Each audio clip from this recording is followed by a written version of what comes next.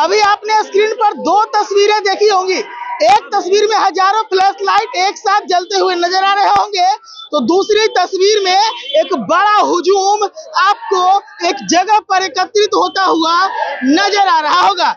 लेकिन चौकिया नहीं, ये कोई क्रिकेट का ग्राउंड नहीं है जहां छक्का लगाए जाने पर फ्लैश से स्वागत किया जा रहा है। ये भी मत चौकिए कि ये कोई पार्टी का कोई बड़ा रैली है जिसमें हजारों संख्या में लोग पहुंचे हैं।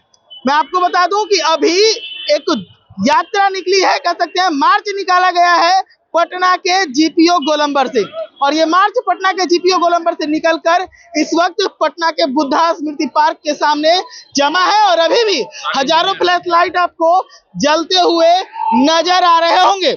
ये तस्वीरें आप देखिए किस प्रकार से हाथ उठ रहे हैं, नारे लगाए जा रहे हैं। ये सभी जो है कौन लोग हैं इसके बारे में बता दें। ये लोग संविदा कर्मी अमीन है, सर्वेक्षण कर्मी है ये लोग। इन लोगों को 11 महीने की कॉन्ट्रैक्ट की नौकरी दी गई थी और अब हटाया जा रहा है, जिसका विरोध इन लोगों ने किया।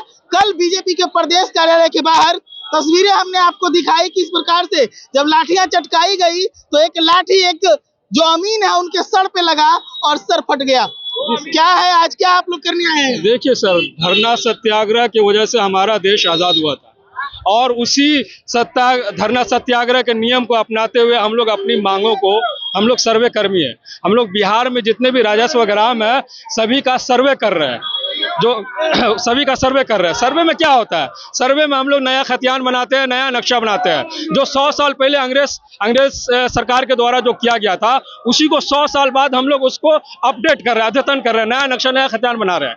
तो पिछले 5 साल से हम लोग काम कर रहे हैं। हमारी मांग ये थी कि हम लोग को संविदा पे बहाल किया गया।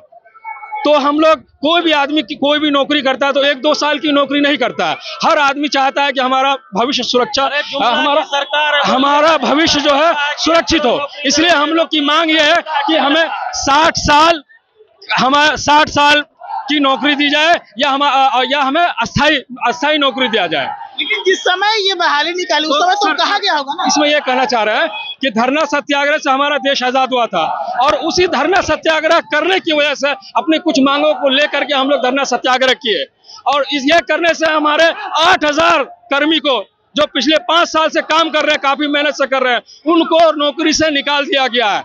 अब उनको ये सरकार और जो हमारा विभाग है वो समझिए पूरी तरह से क्रूर रवैया अपनाई हुई है और हम लोग रोड पे आ गए हैं, हमारे पेट पे लात मार दिया गया। अब हम लोग जिस समय बहाली निकलेगी उस समय सरकार कही होगी ना कि आपकी इतनी ही दिन की नौकरी होने वाली है। देखिए इसमें हम ये कहना चाहेंगे, देखिए हम लोग की जब बहाली हुई थी 5 पद की बहाली हुई थी, जिसमें एक पद आया था संविदा अमीन का और इसी नियमावली के तहत उनका भी बहाली हुआ था, लेकिन उनको नियमावली संशोधन करके उनको 60 साल उनको किया गया। तो जब उनको किया गया तो बाकी जो 4 पद है उनको क्यों नहीं किया जा सकता है? हम लोग सौतेला व्यवहार तो हमारे साथ नहीं किया जा सकता है। हम भी एक जब सरकार कह रही है कि 1 करोड़ रोजगार देंगे उसके दायरे में हम भी आते हैं। हमें भी तो हम संविधान में जब संशोधन किया जा सकता है तो हमारे नियमावली में बिहार सरकार क्यों नहीं संशोधन करके हमें सुरक्षित भविष्य प्रदान कर सकती है? ये भी बहुत बड़ा सवाल है सर। हम लोग रोड पे आ गए हैं सर।